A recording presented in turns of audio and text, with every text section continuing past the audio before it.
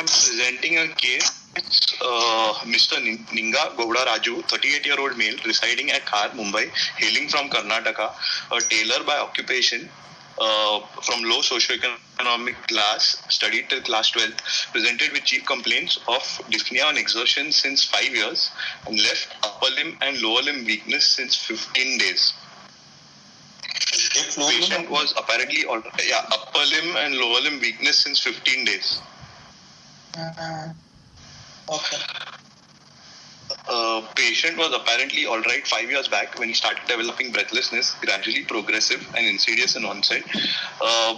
Initially, he was breathless on walking, climbing 3 flights of stairs and walking around 2 kilometers.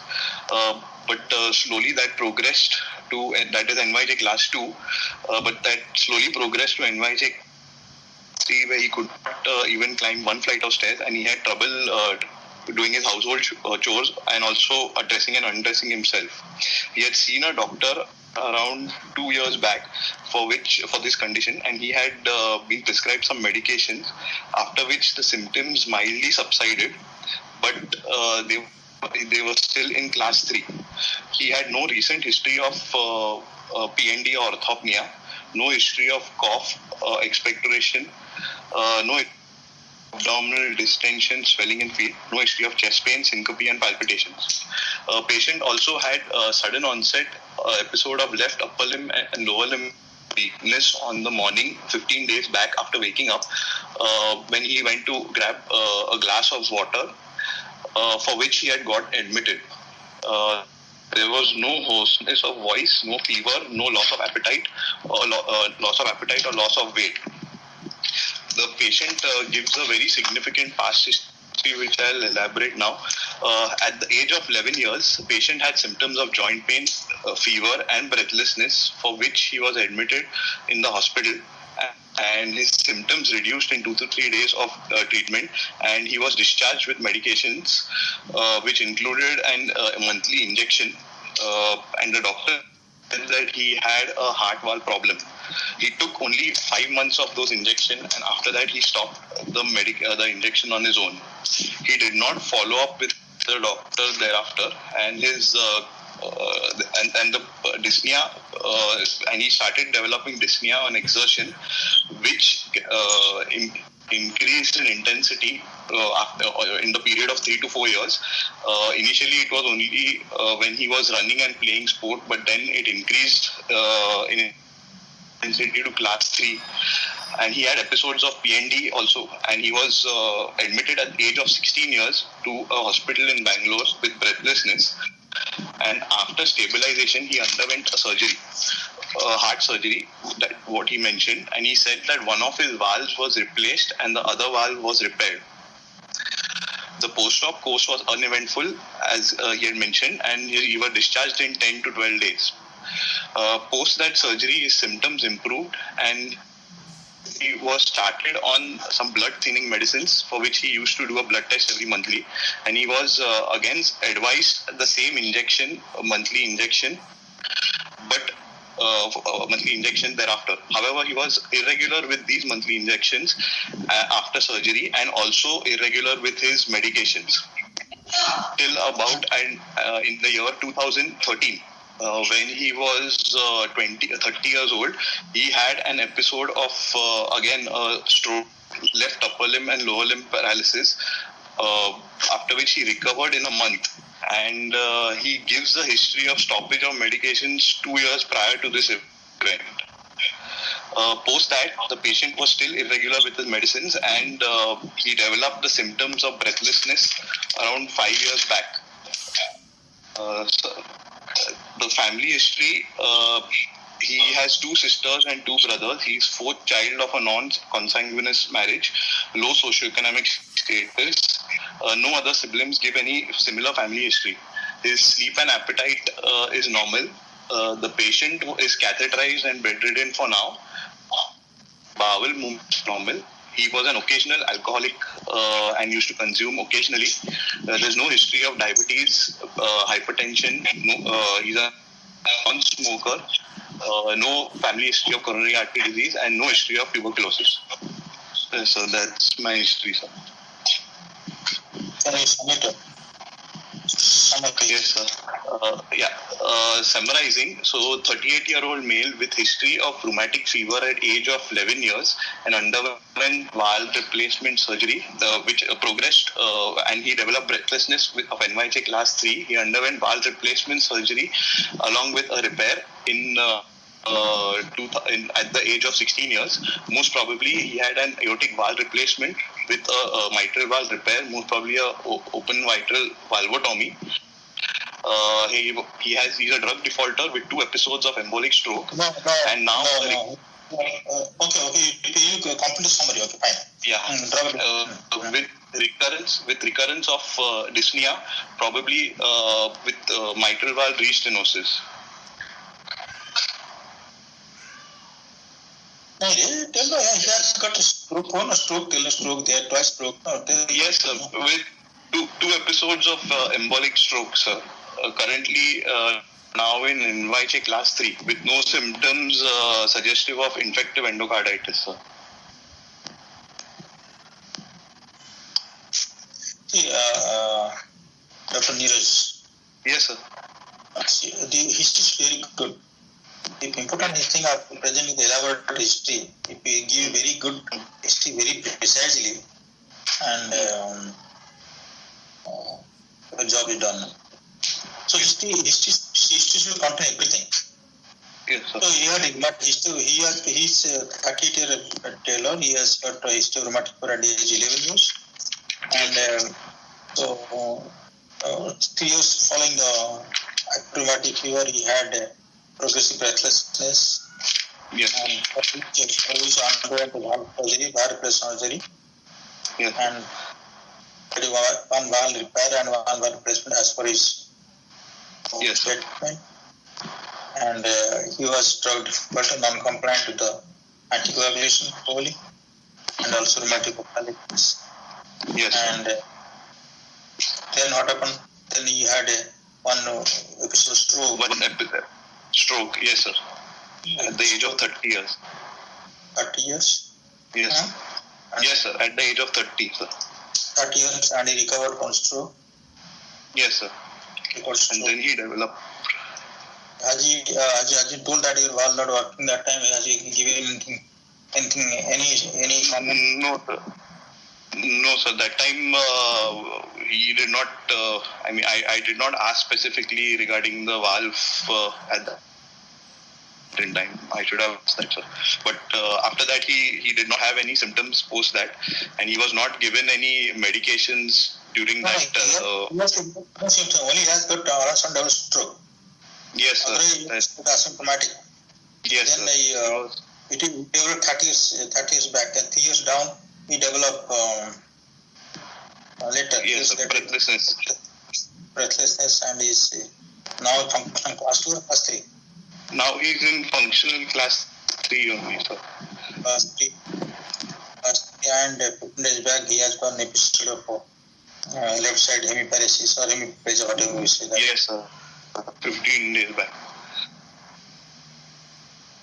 So, okay, fine, this is your history. Why do you say AVR with OMC? On what basis you told AVR MC from history? Sir, because he had considering his... I thought it could be MBR plus TV repair. You put AVR to OMC. Why do you say AVR OMC on what basis? Sir, AVR... What important history, and that too, he underwent surgery 16 years, at age of 16 years. What kind of AVR? Or what AVR? AR or AS? Sir, the aortic valve replacement most probably might have been for a aortic... Sorry, sir? No, dear. Why do you think, on what basis you thought it was he could have undergone AVR plus OMC? Why? On what basis you thought of that? Sir, the symptoms that he gave point out to a mitral valve disease predominantly. So that is why I thought he would have had a severe mitral stenosis at the time he was admitted. And because his symptoms progressed so fast within 1 or 2 years, he should have had another valve which was also affected. Most probably the aortic valve with the AR. Because if it was a AS with MS, it is very... the incidence of AS with MS is very low, almost around 2%, while MS with AR will be much. Forget that ASMS instance. I don't like instance is not important here. Why to come from history? I do think a person have I think in the end was TV repair. So with TV repair, sir. Sorry, I didn't get. MB replacement for TV repair. So there is no history. Yes, sir. There is no history of. So there is no history of right heart failure or abdominal distension or any failure suggestive of right heart involvement, sir. So tricuspid valve is out of the question in this situation, sir. He had a history because the symptoms developed. Progressed so fast. Most probably he had an aortic valve regurgitation along with an MS. So that is why I felt that it was a aortic valve replacement, which was a mechanical, and the repair was the OMV to the mitral valve. Oh, he had 11 years of age in automatic fever, and he underwent surgery at 16 years of age. Yes, sir. I don't from history, what is there to say it underwent AVR plus OMC? Of course, we can say that the patient might have some organic TB disease plus OMC maybe. MS maybe. Why on what basis you thought of AVR for OMC? Calculating calculation. So I'm not getting any history of right heart symptoms, sir. So tricuspid valve. No, patient won't come for patient has the matter is a moderate TR or severe TR. All patients won't have abdominal distension and pedal edema, pop in the space. You may not get all patients.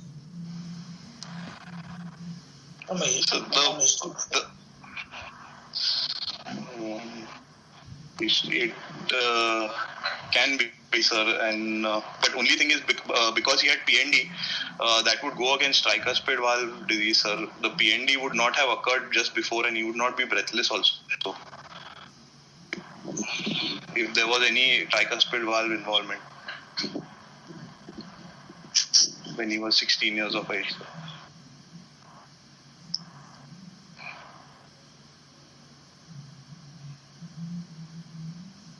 So that time TB, secondary TB disease, probably it is 20 years ago, 20 years now.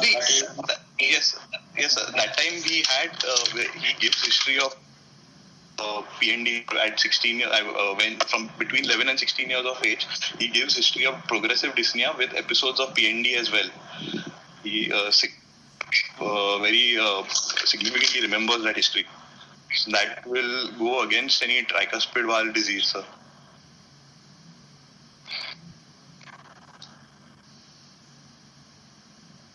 What is the indication of TB surgery? Tell me. Sir, if there is... along with valve replacement and TB repair, TB surgery, what is the indication of TB surgery? Sir, if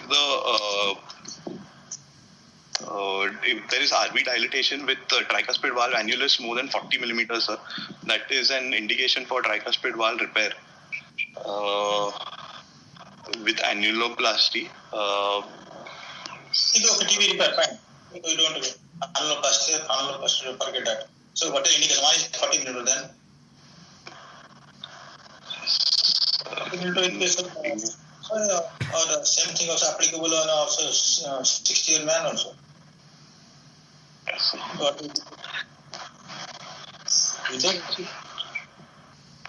The index, annulus index, what is it? Sir, I'm not sure, sir. 20 millimeter per square meter body surface area. 21 millimeter per square meter body surface area. 20. Yeah, TB annulus. Then what else?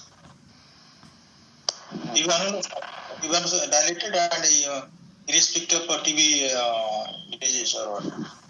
Irrespective of TB disease. With TR, sir. With TR, if the annulus is dilated more than 40 millimeters, then that is the indication. Okay, then anything? Any other? Anyway, you are going to replace metal valve, but you have to do TV surgery. So what are the indication? So MBR for TV repair, what are the indication for TV repair along with the MB replacement?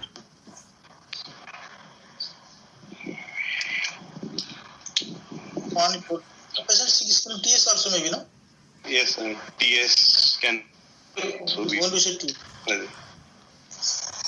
When the gradient across the tricuspid valve is more than 2, sir, that is mild. But if there is severe gradient that is more than 7, then that can be indication for surgery, sir.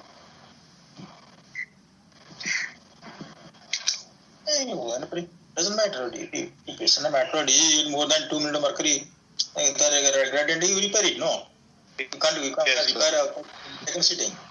Going for matter of replacement, you can repair it. Yes. TR and also the annulus not much enlarged, but the TR is there. You do or not? Annulus not 40. Yes, sir. Transferring the body surface.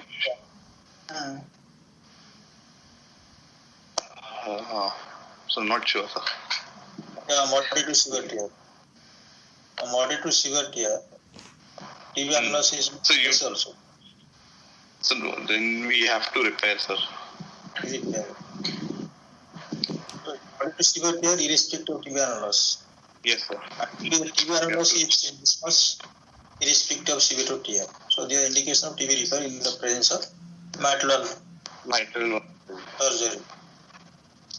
So you can make argument that 20 years ago probably TVD is not much given importance.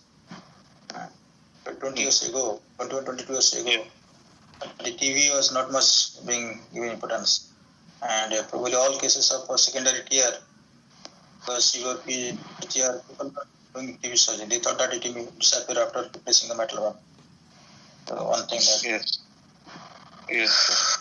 So that way we can make argument that probably patient had severe AR and MS and mitral disease or severe TR with the mitral disease. So MS because he has PND and breathlessness so much. So TB replacement plus closed mitral valve will be done. In that way you can make argument. Yes, sir.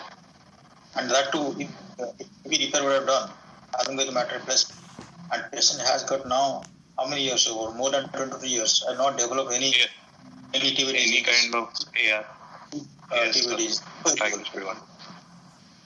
The patient will develop the reoccurrence of the TB disease. Here, there is recurrence of TR. Yes, sir. TB repair won't last so long. Yes. So this argument I make. 2 years ago, people are not giving much importance to TB. It was that particularly forgotten valve. Yes, sir. Yes. And second thing is that if TB repair would have done, patient would have recurrence. So historically there is not any such there is no such of TB disease. So on seeing this, I thought it could be VR and OMC. And now the patient developed. And the one patient developed, you are there from history that you got twice as stroke. And is there no atrial fibrillation history? No, sir. There is no history suggestive atrial fibrillation, sir. There are no palpitations that the patient complains of.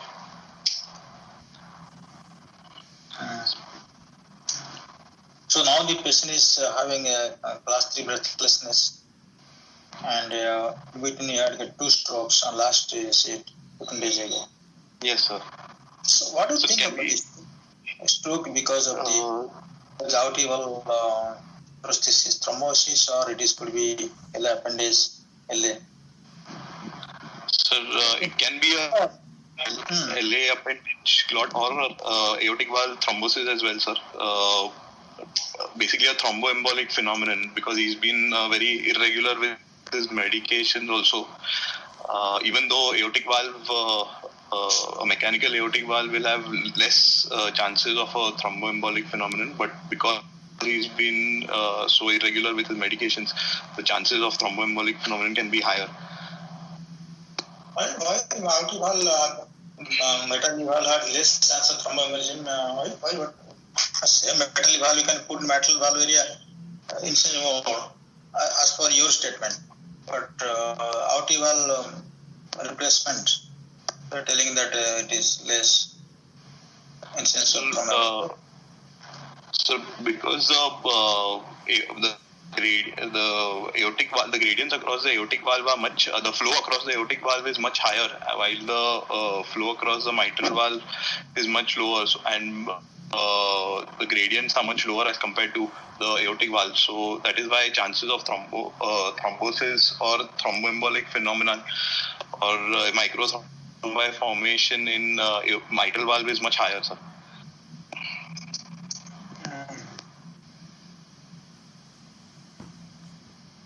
Okay. How much you keep INR for aortic valve and mitral valve? So for aortic valve, you need to keep an INR of up to between 2 and 3. For a mitral mechanical valve, you need to keep at 2.5 to 3.5, sir. Every time you look like this, or you have to some special occasion you can keep a higher range in aortic valve? Sir, yes, sir. If the patient has mechanical aortic valve with high risk features, such as if he has atrial fibrillation or if he has LV dysfunction or any previous history of thromboembolic phenomenon, or if he has any giant enlarged LA, then we need to keep the INR between 2.5 and 3.5, even if it's a mechanical aortic valve.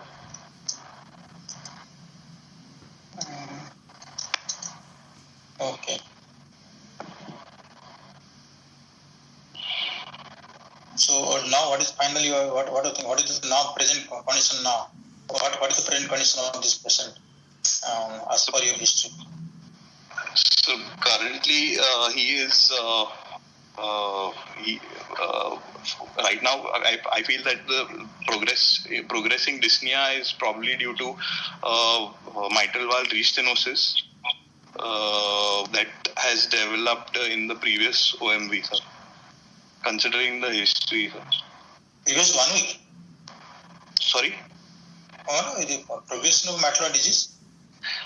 Yes, sir. There is mitral valve restenosis that has occurred, or my other possibility would be if there is any prosthetic valve dysfunction or a pannus or a tissue growth to the prosthetic valve that might have caused the progressive breathlessness.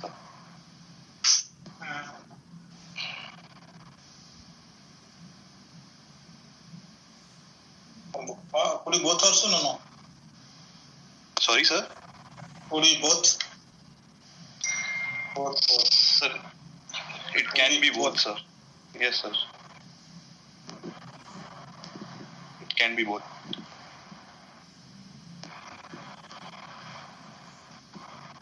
So what the feature? But if supposing that aortic valve process malfunction develop now because of pannus, and so what is history of AS not there? History of AS there? Only no, sir. There is no history of AS, so that is one point that goes against that. That is why I kept mitral valve restenosis as my differential. So he's having breathless last 5 years, yeah? Not yes. Small interval, no. Big interval. 5 years. Yes, sir.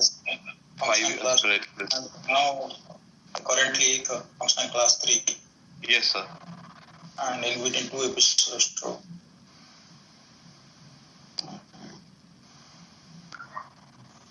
So, I think any time he was hospitalized? No, sir.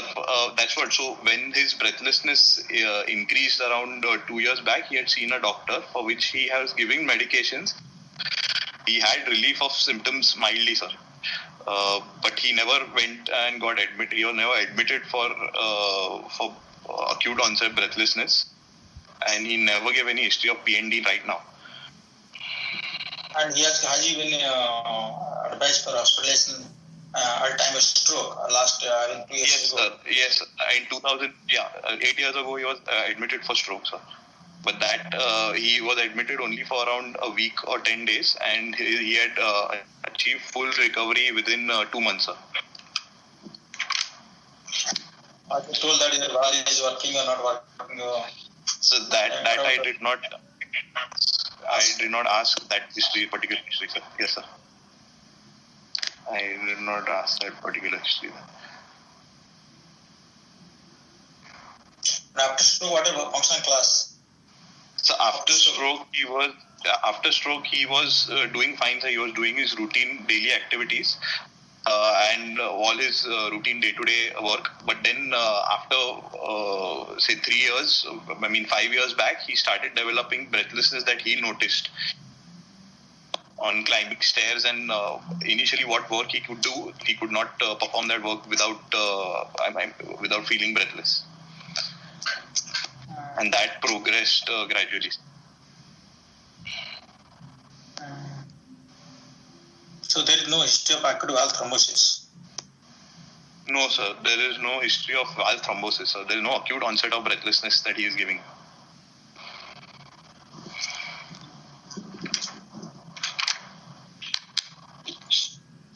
Okay.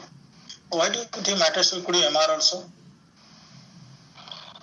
So MR, that was also at the back of my mind, but if it was a severe kind of MR giving rise to such kind of breathlessness, he would probably have some amount of fatigability in the past 3 to 4 years. But he very specifically gives a history of breathlessness. That is why I didn't think of MR. So no MR. 5 years is long history, isn't it? Yes, 5 years long history. So after MR may be mild but not dominant. Yes. MS, if you think of mitral valve restenosis rather than registration. Yes.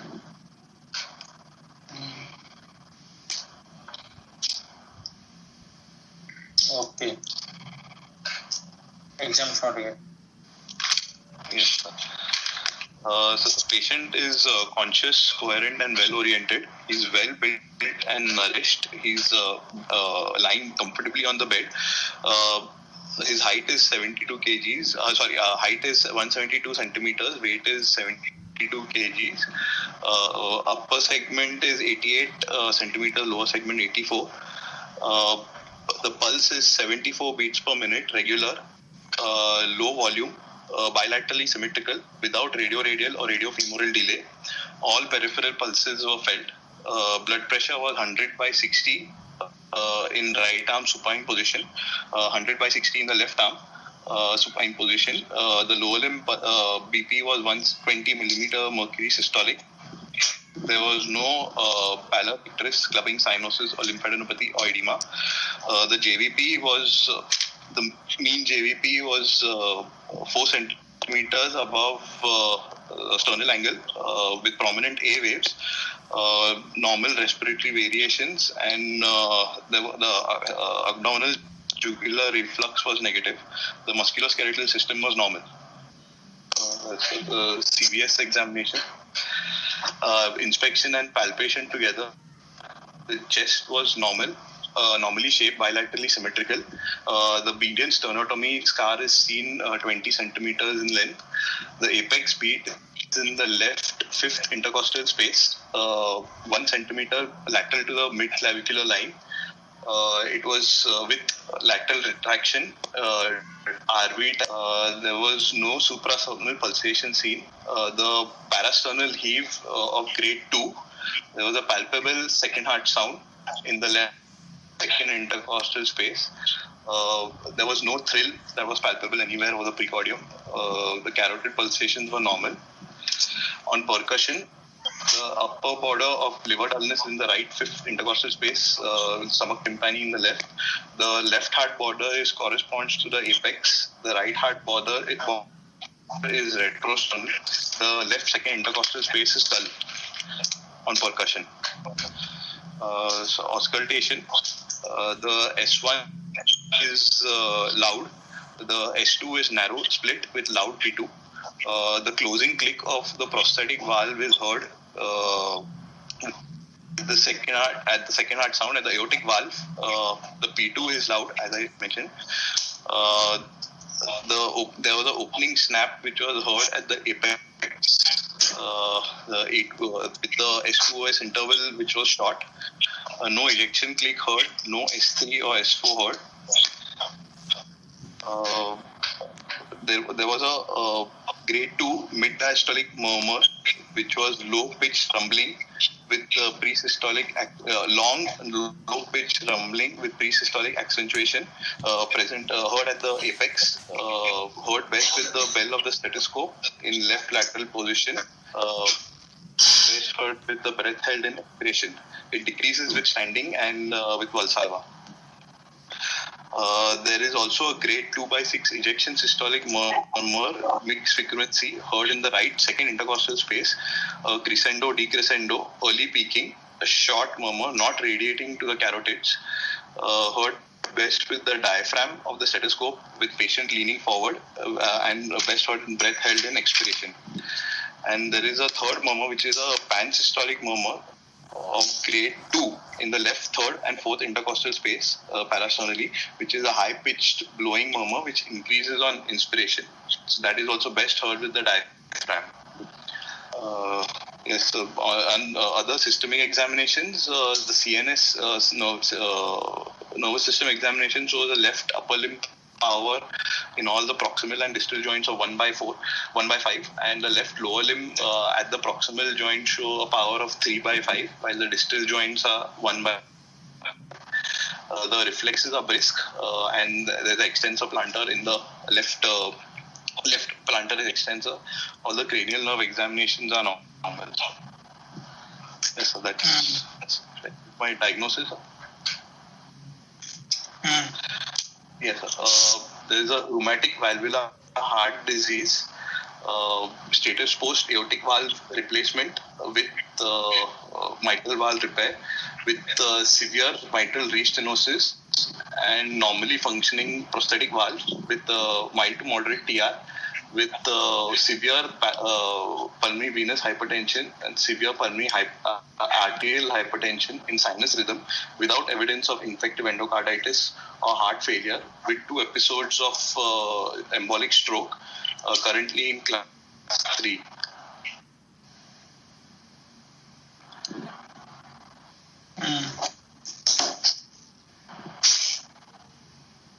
What is the problem in this case, sir? Anything there, any your findings and diagnosis? Anything there is lacking correlation, or everything well correlated? Sir, only thing is with that kind of severe pH, I would not expect the murmur of the mitral stenosis, but I was getting that murmur very well, sir. Why do I don't get? I don't know. Why one say my murmur mitral stenosis? Why not get? Why? So probably if there is severe pH, the findings of MS might be a little.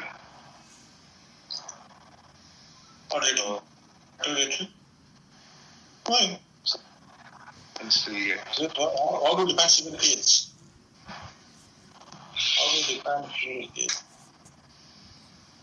So severe pH is if the RV systolic velocity is more than 70 with mean pressures of more than 40, sir. And clinically, you're getting actually all clinical signs of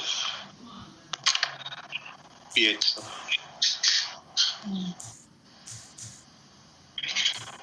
Mean pressure, what are you mean to 40?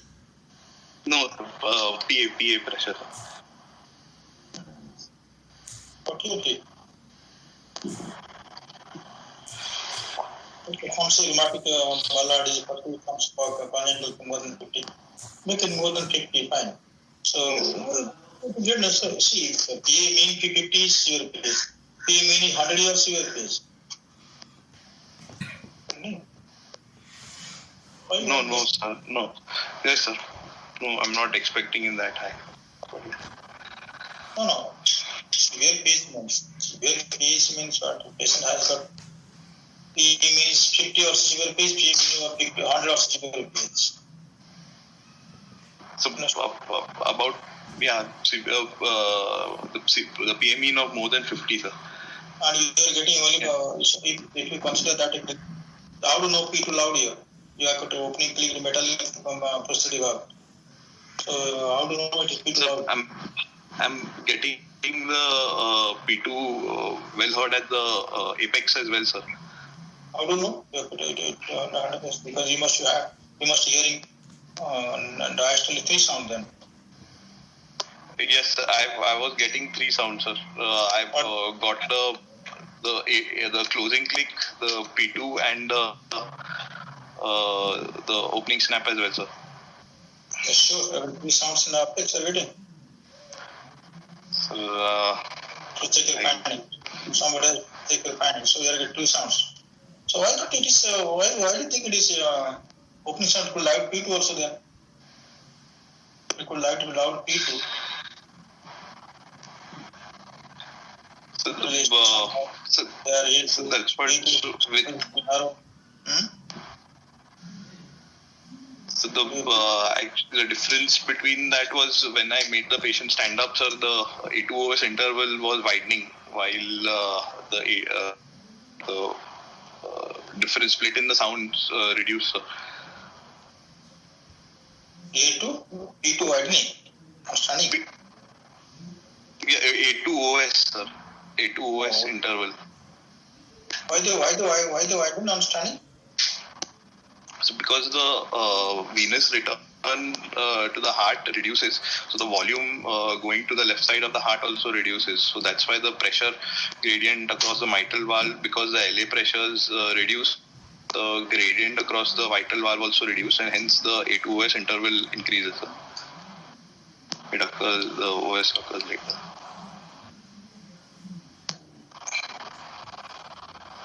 What of the second heart sound?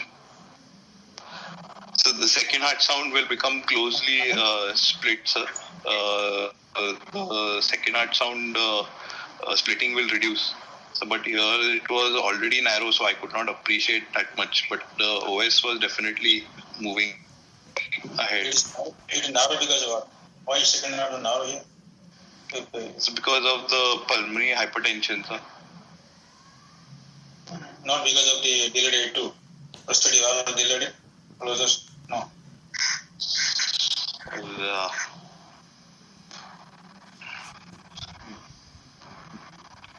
I'm not sure. I'm not getting significant murmur across LVOT, so I don't think it is because of the delayed output closure. It is because of the early peak. Yes, early. You mentioned how to person normal you told slow, close, slow, yes, low volume. That person normal you told? Sir, yes, sir. Because of the severe MS, I think I am getting a low volume pulse, sir. You mean to say that no thrill in the carotid? No, sir, I was not getting a thrill in the carotid, sir. Okay, that also mentioned neutral carotid pulse normal. Yes, sir, no thrill in the carotid pulsation.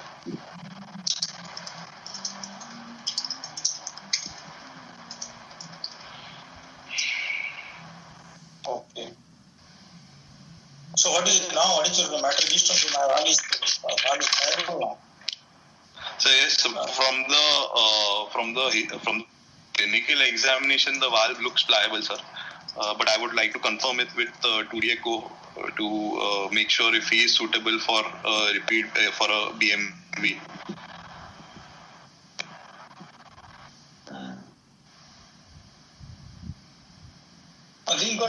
You didn't get an opening click of the aortic valve. No, sir, I did not get any opening sound, sir. Why the ring open? You mean that valve is not functional? And how to show the prosthetic valve functioning well? Sir, in case of metallic prosthesis, sir, opening sounds are not very easily audible, sir. Only the closing clicks are easily audible clinically on auscultation.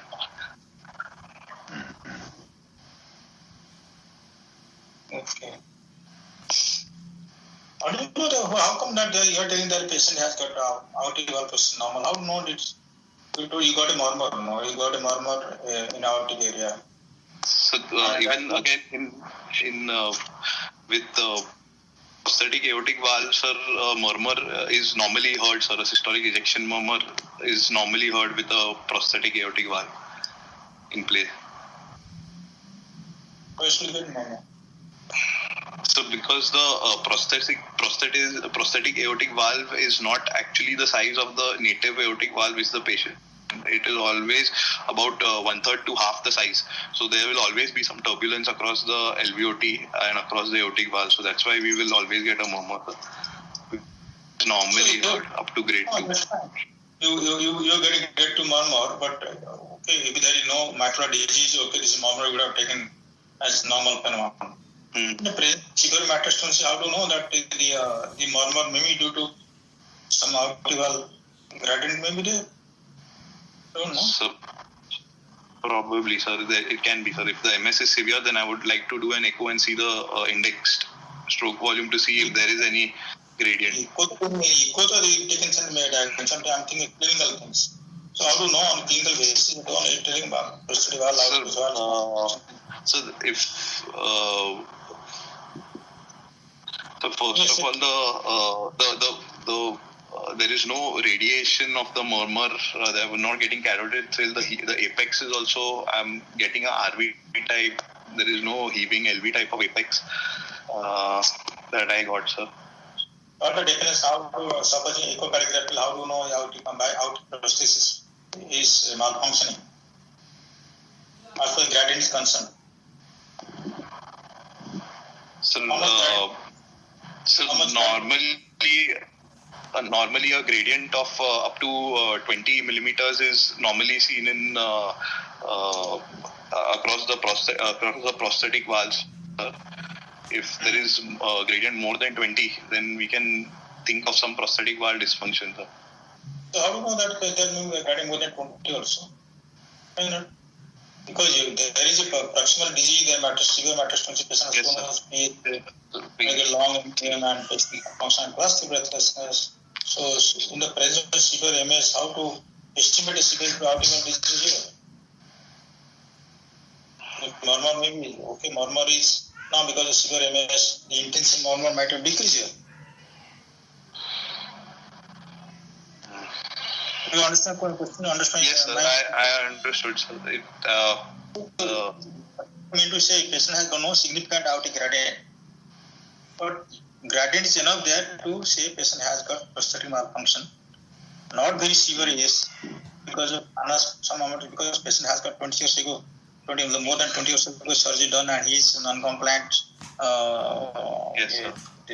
Non-compliant and is drug defaulters. So many things.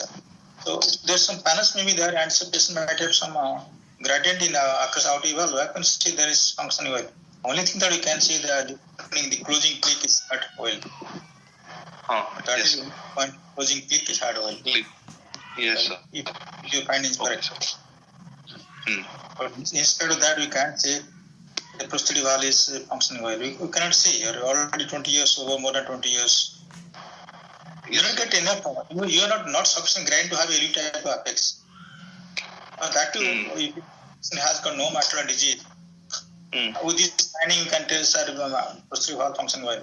But in the present severe MS, you always underestimate aortic valve. Yes, sir. Yes, sir. So the prosthetic itself is not in favor of, or not very suggestive for normal functioning prosthetic valve. So there could be, you make an argument, there could be, but because of this click is very hard, the closing click is very much well had, and it is brisk or sharp. So I'm thinking prosthetic valve is well, but I have to verify because the proximal lesion, there every chance we will underestimate the aortic gradient. So, okay, sir. Yes, sir. So, I don't think Sabang, everything you fine can do. No. But okay, fine. The material very much pliable. You are taking risk, H1 risk and crisps, rather crisps. Crisps H1 and opening is very sharp open snap and A2 open snap is sharp. And can you manage the balloon metal one? Sorry, sir, I didn't get the question. Sorry. Can you manage the balloon, metal balloon? Yes, sir. Yes, sir, we can still do a balloon to this valve, sir, if everything is pliable and if the valve is suitable for the balloon, sir. Okay. Right. Yes, what about TR here? Sorry, sir? You told some TR. Yes, sir. That TR is most probably secondary to the pulmonary hypertension, sir. So I would reassess that after treating the mitral valve disease, sir. Then what will happen? If after that, if some TR is moderate, what will do then? So no, sir. If it's still if it's still moderate, then I would assess the symptoms, sir. Since he's not having any symptoms of right heart failure still, sir, I would give him good diuretics and medications and treat the symptoms and reassess the tricuspid valve on follow-up.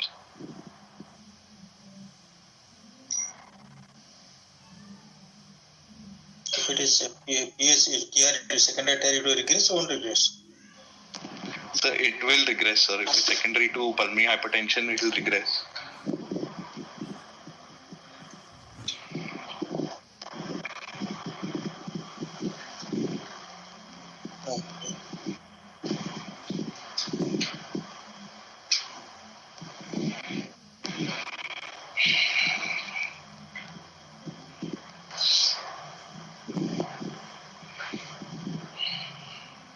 Okay, let's go to ECG X-ray there with you.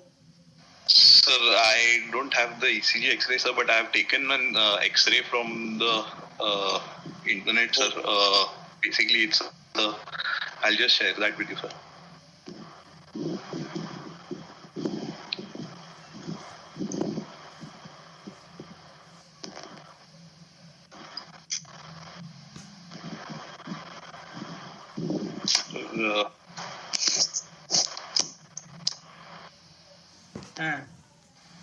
One.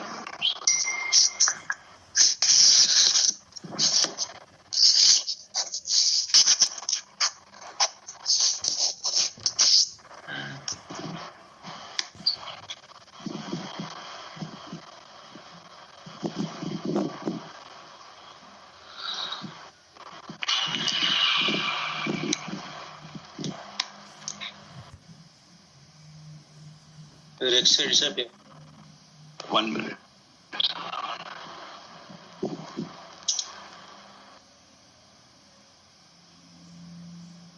Sir. You can see, sir. This is not particular X-ray. This is not the X-ray of this patient. No, this is not the patient's X-ray, sir. I don't have the patient's X-ray and ECG, sir. I just got this one X-ray from the internet, a prosthetic valve at the aortic level, so that's why I thought I'd share. Yeah. This is a chest X-ray, PA view, with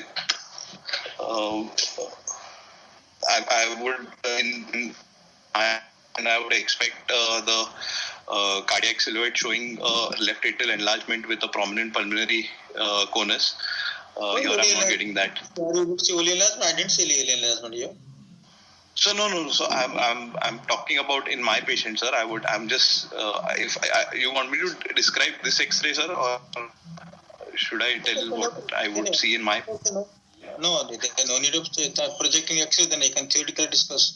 Okay. That is so. You can theoretically discuss LA enlargement there for severe PVH. What's the evidence for the extra PVH? Tell me. Severe PVH. Severe PVH would there would be first of all there would be antler sign with cephalization of the pulmonary vasculature of the pulmonary veins along with curly B line. And if there's interstitial edema along with peribronchial cuffing, but if there is alveolar edema, then the bat swing appearance where the hilar opacities are there bilaterally, sir. Okay, that is what the patient has got 5 years history of breathlessness. What do you get in X-ray? I would have got definitely some amount of interstitial edema with curly B lines and curly A lines as well, and with cephalization of the pulmonary veins, sir.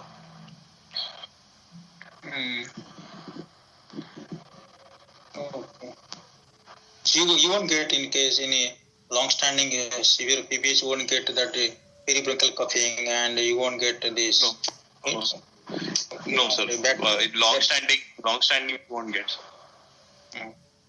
Neither also you may not get anything on the chest on auscultation. Also, you won't get the cardinal features of heart failure that have been taught in our undergraduate. Yes. One of the signs is bivascular crepes is absent in a long-standing severe PVH. Yes, sir. So you won't get any long-standing PVH, you won't get peribronchial coughing, neither will get batting appearance. You'll get, you'll get if it is there, special matter stenosis, you'll get what? You'll get curly V lines, and cephalization lines, and you may have calcium nodules, also ossification of the lungs. Yes. Last one, long-standing matter. Okay. And evidence of severe PVH. Severe PVH also a sign up for severe PVH. So severe PVH, how to say severe PVH? Main pulmonary enlarged, RP enlarged. RP. The right descending pulmonary artery will be enlarged, sir. They will ask the numbers of male and females that you should know that. And there is abrupt tapering, severe abrupt tapering of the vessel. Tapering of the vessel, sir. Yes, sir. Abrupt tapering vessel. So that is sign of severe PH. Severe PH, sir. So severe PH is a sign of severe PVH. Yes. If it is due to left side pathology. Left side. Okay, you don't have ECG in this case? No, sir. I don't have the ECG. Okay, so sorry, sir. Okay, let's discuss this case. This case, why do you think it's? I think it is valve is of a metal valve. This prosthetic metallic prosthetic valves belong to metal valve.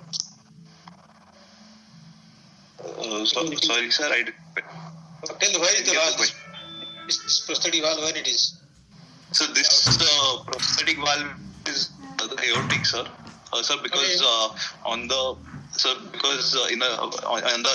view, sir, line joining the right craniophrenic angle and the junction of the LA appendage and LV, if the valve falls, or if the prosthetic valve falls above that, then it is the aortic valve. If it is below that, then it is the mitral valve, sir. LA appendage, where it written this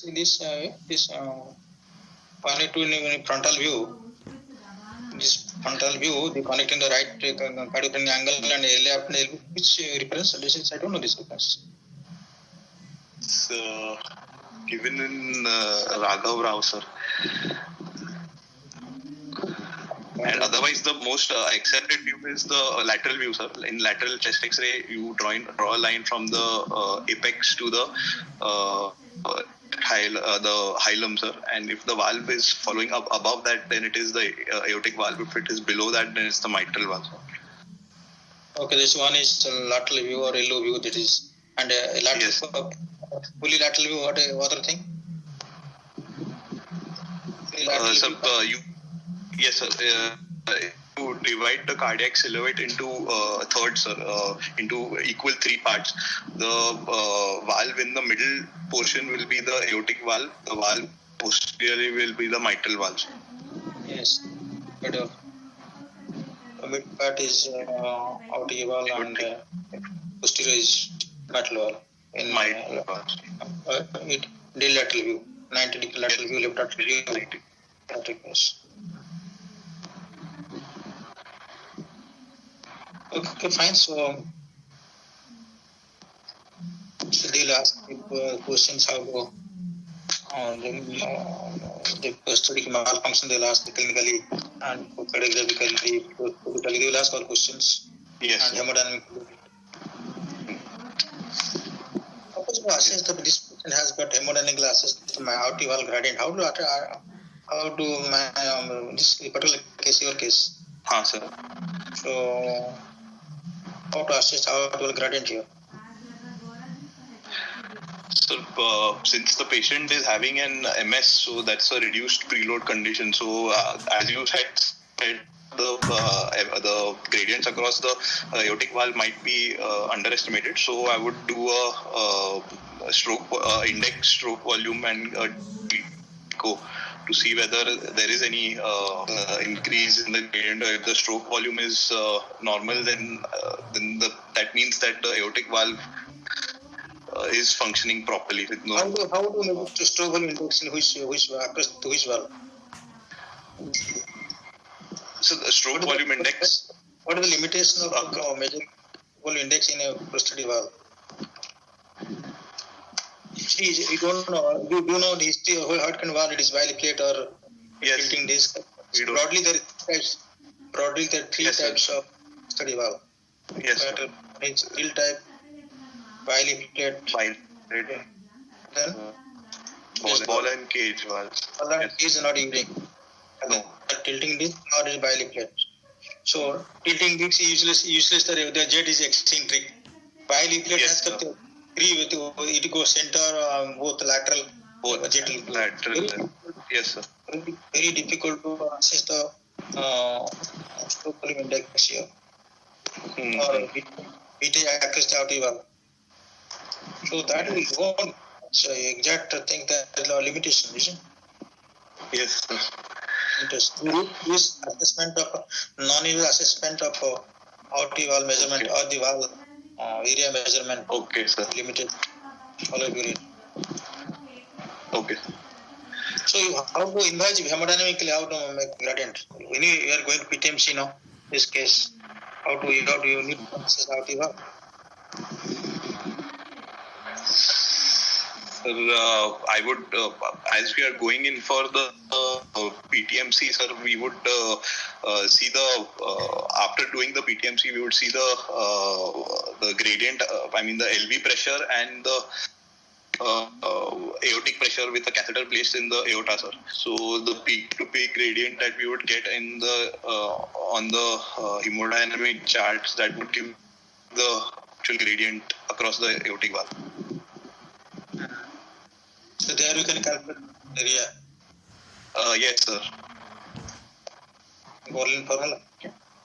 Yes, sir. Borlin formula we can calculate. So the cardiac output upon the systolic ejection time by heart rate upon mean gradient into 44. So that is case of native valve. Prosthetic valve. Any separate formula, same formula will hold good.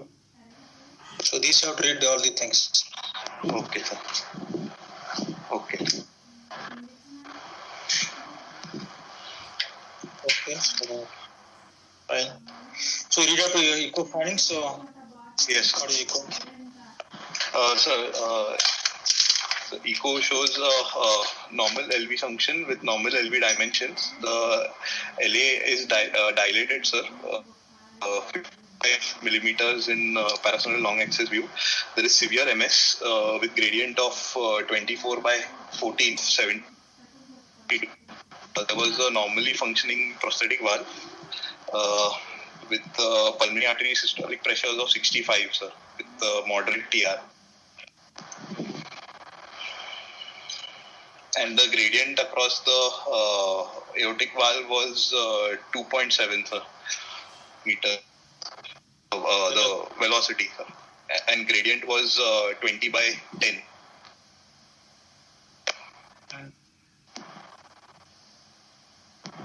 Okay. So now what is mitral area now? Sir, sorry, mitral valve area is 1.1, sir. And what is the mitral morphology? It is behavioral morphology. Hello? Yes, sir. There is a slight calcification in the medial commissure. With the PML is restricted, there is calcification in the PML commissure, and the subvalve apparatus is also quite echogenic, sir.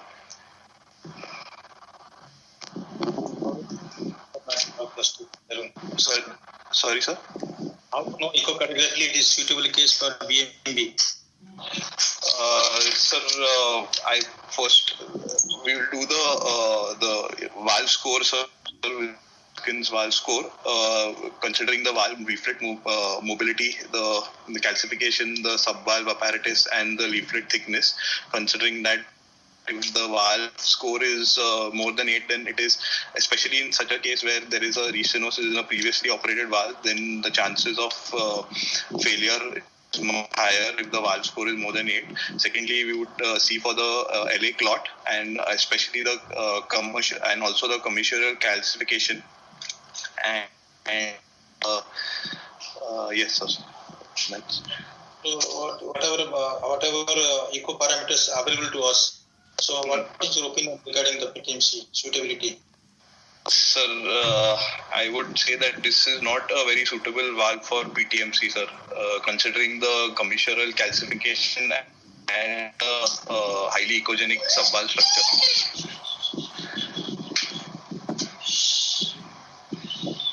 We would have more, it's a high score, so the failure rate would be much higher, sir, with the PTMC.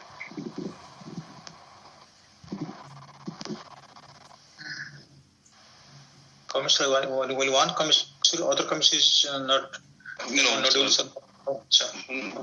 No, sir, there is no nodule, sir. There is commissural fusion, but there is no nodular calcification.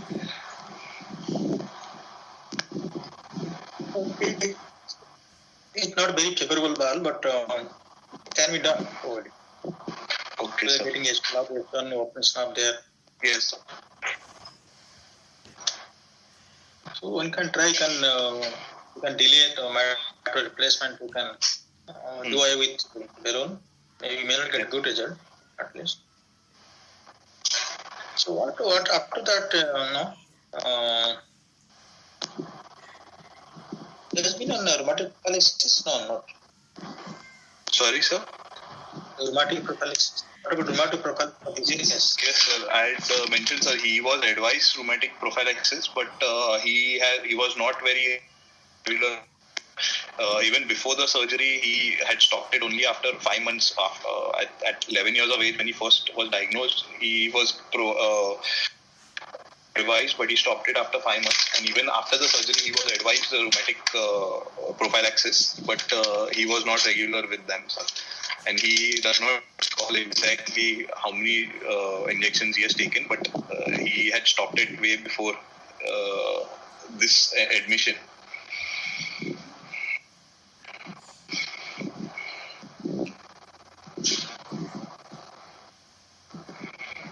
So now, okay, we did mitral valvoplasty. Okay, you have got some sort of not very excellent, but it is good result you got.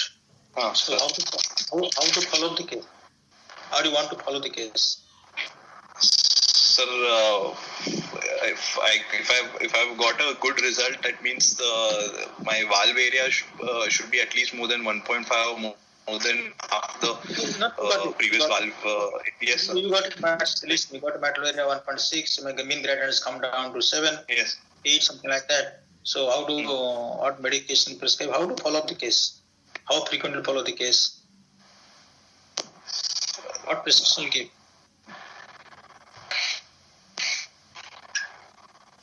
So I would continue with the anticoagulation, sir, with high dose, to maintain the INR between 2.5 and 3.5, and I would follow up with the. Why? So because he falls into the high risk category, because he has previous 2 episodes of thromboembolic phenomenon, so I would keep a higher INR for this patient, sir. Okay. Fine. And rheumatic prophylaxis? Yes, sir. Rheumatic prophylaxis also. Beta blocker you will give or don't give? Sir, without any medications, his heart rate is at around 70, sir. So I would not give him any beta blockers right now, sir. But I would, on follow-up, see his heart rate and see the response to how it is, sir. He's without any drug, without any beta blockers. Or any concentrate. Sorry, sir. No, sir. He was on medication. Sorry, sir. He was on medication, sir. Which he was treated, sir. He was on beta blockers. His heart rate is 72, sir. So I would continue with the beta blocker.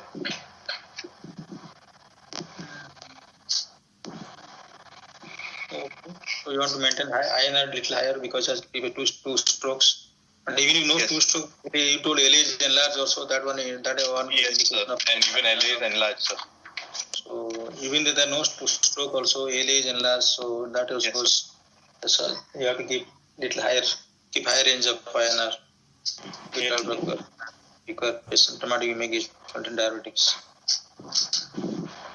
And what else? Beta blockers, diuretics, and anticoagulation. What else we give?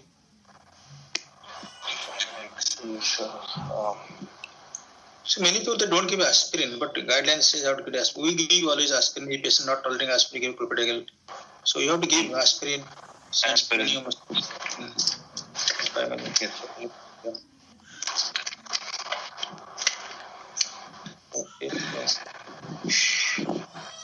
Okay, good. Okay, sir. Finding. This is all theoretical discussion because without seeing case we are discussing. Yes. Don't know what you should do. Yes. Check your findings. Yes, sir. Yes, sir. Okay.